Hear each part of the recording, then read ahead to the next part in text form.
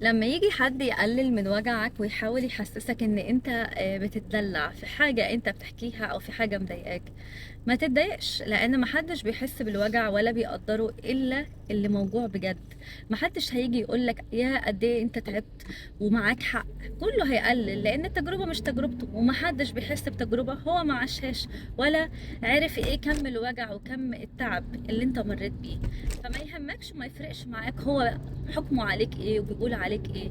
اقل كلمة ممكن ترد فيه عليها انك تقوله تعالى عيش يوم من اللي انا عشته، تعالى جرب التجربة اللي انا مريت بيها ووريني ساعتها بس انت شعورك هيبقى ازاي. علشان كده ما تتضايقش، محدش هيحس بوجعك الا نفسك.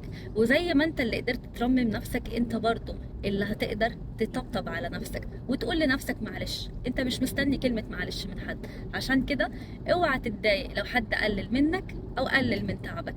انت اصلا حاول ما تحكيش لحد، لان محدش لا هيفهم ولا هيحس. ولا انت رأيك ايه؟